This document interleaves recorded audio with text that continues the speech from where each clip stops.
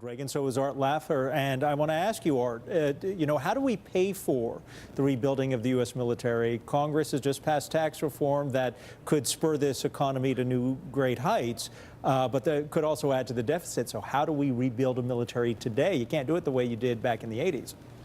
Well, but you can. In fact, we are going to do it just the way we did in the 80s. I disagree with most of the panel, by the way.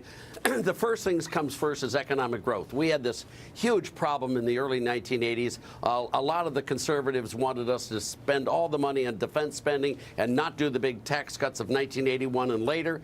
And in fact, what happened is we did the tax cuts. Reagan wanted them. He wanted growth. You can't have a strong country without a good economy. And I love it that the Chinese are wanting to invest in the United States.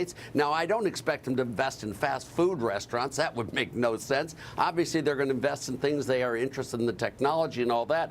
But if they have a lot of investments in the United States, they're going to be a lot more friendly to a country where they have a large amount of assets than they are with a country that doesn't have that. It would seem to me if they're sitting on the board of directors of an investment group that controls a company developing technology, they take that technology back to China. Come on. It's not the same world. Come on, you don't take the extreme technologies, that's for sure. But when you look at the companies that we're talking about investing in here, that's not what we're talking about. Okay. We're talking about not the highest tech nuclear weapons. I mean, of course you don't sell them that stuff. But we want as much investment as they can here. We want to grow as fast as we can because you cannot have a strong military without a strong economy, period. And that's exactly what we did in the 80s, and it worked. We defeated the Soviet Union without losing literally any troops. We outspent them and outgrew them until they collapsed before our very eyes. And that was the whole battle we had on the early 1980s, was between those people who wanted more defense spending and more secrecy and more enemy treating, and those who wanted economic growth to solve the problems. Chiron, I would imagine that our adversaries, whether they be the Chinese or the Russians, still get technology from us the old-fashioned way. They steal it or they spy. They probably do, whether they invest in the companies or not. But Chiron, I was curious, from a foreign policy standpoint, how does the United States, as we are enmeshed with, I forget the economist Niall Ferguson, who calls it Chimerica, how do you, with such an important trading partner, protect the United States from a potential incursion through the back door, through our free market system? Well, so that came up a bit in the panel discussion, and I think it's important. They didn't touch enough on it at the Reagan Library today, but the world-class hacking activity that we have at places like Carnegie Mellon, where I am a professor, the research that goes into hacking, artificial intelligence, autonomy, and robotics are going to be so central to how we both grow our economy, protect our nation, and I might add, engage with the Chinese strategically and other adversaries while not allowing them to steal a march from us on technology is where the future is. So I just disagree a little bit with Mr. Laffer in this way, because I think that we've got to look at the different context in which we're operating than the 1980s. We have a set of technologies that will rearrange our economy and national security. I do agree with him when he says that our economic security is in fact our national security, but the way we protect ourselves from the Chinese is being incredibly strong in AI, autonomy, robotics, cybersecurity, and figuring out how to get all of those technologies to our military on the battlefield right away. And I think we're doing that. And the industrial base and the tech world is working better with us now than at any other point, I think, in the 21st century. So kind of hold that thought, everybody, because I want to go back out to the Reagan Library, where Trish Regan just wrapped up that panel on how Wall Street impacts defense. And Trish, I'm going to turn this all over to you if you want to ask the panel some questions, but what stuck out to you as most important? Well, I think it's alarming that the Chinese are investing so aggressively, and we're challenged on this front. I mean, we have the pressures, as we should, of our budget. We have a lot of pressure in terms of not overspending, but the challenge for sure we have on the international front is you've got a country that's willing to spend whatever it takes. And you heard from one panelist who works for the government in a fund worth $200 million out in Silicon Valley, where they're trying to invest in new technologies, Adam. But he's up against the likes of one $500 million fund and a $1 billion fund that the Chinese have out there. So, you know, we are in a market-based system, and you have a lot of entrepreneurs there in Silicon Valley that are developing great things, but they want to sell to the highest bidder. And if the United States isn't that highest bidder, then some of those technologies are going to go elsewhere, namely China. And I think that is of real concern right now, in a way that, you know, as you heard the Secretary of the Navy say, we haven't quite had to confront in decades. And so back to what Art was saying, Art Laffer, my friend Art, I heard you earlier saying we need to be committing these resources, and I'm with you on that. I think that that's what you heard really from this panel right here. We need the resources to make sure we continue to be tops. I'm going to play a sound bite, and then I'd like Ambassador Bolton to weigh in on this, because there was a discussion about how the nature of warfare is actually changing, and Trish just hit on that. So let's listen to the exchange that took place about that. The nature of warfare is changing, and it's being driven by technologies whose development is being led in the commercial sector. Right, there are slews of startups, large tech companies that are building technologies for their own commercial markets that are going to play a major role in the defense of our nation and on the battlefield. The Pentagon used to be a monopsony buyer and buying bespoke stuff for ourselves. That world is changing, and it has a lot of implications for us, you know. And a simple implication, Ambassador Bolton, would be the technology that exists now for autonomous vehicles. That can be used for autonomous weapons, I would imagine, correct? And how from a diplomatic standpoint, do you stop this sharing of technology that can be a problem in the future if we need it not to be used against us? Well, I think there's no way to stop technological advances and others from getting into them. You don't reach a level of defense capability that you can then rest on your laurels forever. It's always a question of being ahead of your adversaries. And I think the real challenge for the United States and the Trump administration is that the range of threats that we face stretches the entire spectrum. This is not, as some believed for many years, just going to be a world of special operations and low-intensity conflict.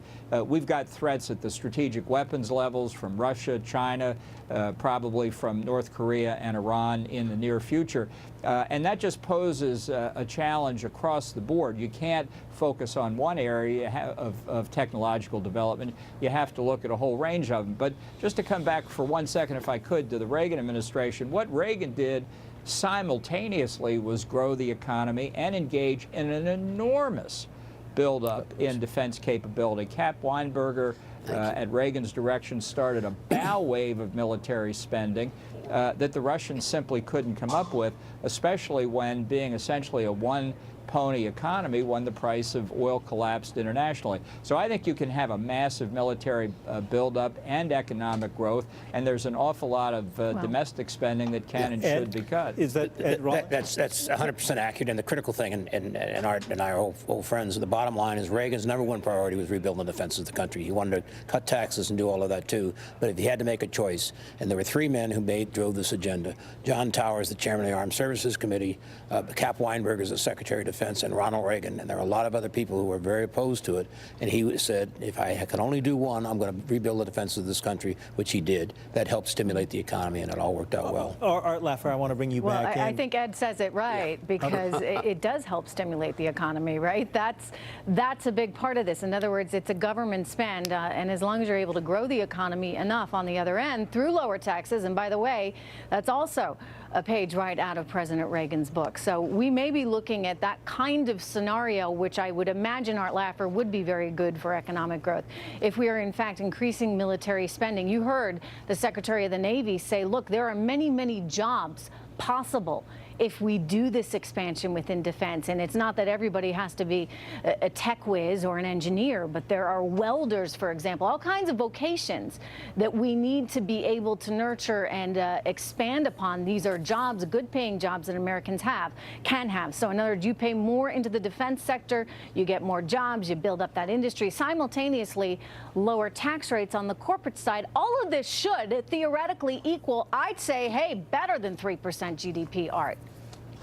if the U.S. economy grew under Obama at the same rate it grew under Ronald Reagan, we would currently have well over $3.5 trillion more to spend today in real terms than we have. That would allow us a massive expansion of defense budget. It would give us enormous security, and also it would win us lots of friends to come in and be our allies and support us. You know, Trish, the economy is #1. You can't have a defense system if you're Ethiopia. I'm sorry. You've got to have economic growth, and when you have the highest corporate tax rate in the world, you're not going to get that growth. It's just simple. And when we had the tax rates when Reagan came in of 70% on personal income, you can't tax an economy into prosperity, and you can't have a good long-run defense budget without economic growth. All right, Yes, I want to sir. ask you real quick about the tax reform bill the Senate passed last night. It's going to go to the conference committee. We're going to get this before Christmas. Yes, the we president is going to sign it. Was it a mistake to keep the alternative minimum tax? I don't, you know, if you cut the tax rates and get rid of the state and local tax deductions, I don't think it's really that. But I don't like the alternative minimum tax. But the thing I don't like about the tax bill is the delay of putting in the 20% rate. If you delay the corporate tax till 2019, you're going to delay the recovery. You're going to delay all the sheltering, all the movement of companies back into the U.S. They should not delay the tax cut. Well, the 20% though allows businesses to plan. Bigger problems, right? I can't. What I missed. Trish, Forgive me, Adam. What is that? you were just saying about Art's comment about delaying. Oh no, I was just saying no. Art's absolutely right. I mean, you delay it, you could actually wind up with real economic problems. In that, just like we did in 81 and 82. Why would anybody spend today? Right. If you have the opportunity to get a tax break by spending, you know, a year from now, so you're not going to bring that money back. You're not going to. You're going to basically put everything on hold, and that is actually going to cause more economic problems. So I'd say you're going to put a tax cut in, put it in right away, as fast as you can. You don't wait a year. You don't wait. You get it into the system right now. That was one of the mistakes. That was one of the mistakes we made in the Reagan tax cut. The 25. That sure was. We were originally going to have a 30% cut, 10% a year. We postponed the first one, and we made it 5%. Thank you very much. I appreciate being with all of you. Clearly, it took much longer. Take care, Art. Hey, Chiron, I want to ask you this question. You know, with the U.S. economy poised for growth that's going to exceed 3%, perhaps even hit 4% if Secretary Mnuchin and if Gary Cohn's predictions are accurate, does that help us in our dealings diplomatically on these issues we've been talking about? Absolutely, and I think to go back to Art and others, that we have to have economic growth and economic security to be, the predominant power on the world stage. And when we are lagging in terms of our economy, high unemployment, and so on, it really hurts our credibility around the world. Mm-hmm. And what worked so well during the Reagan years is that we were on multiple tracks succeeding all at once. Economic growth, defense spending, a diplomatic offensive that's also important to understand the role it played in crumbling the Soviet Union. So it starts with the economy. And it starts with bringing our domestic house in order. I think the Trump administration has been doing so much work on the diplomatic and defense side in 2017 that the tax bill will add to its efforts and make the United States all that stronger as it moves around the world. And if I could add a point about Ambassador Bolton's discussion just a minute ago. He's right. The threats we're facing around the world are multiple and diverse, and we have to be prepared for not just one type of technological breakthrough. Some will be more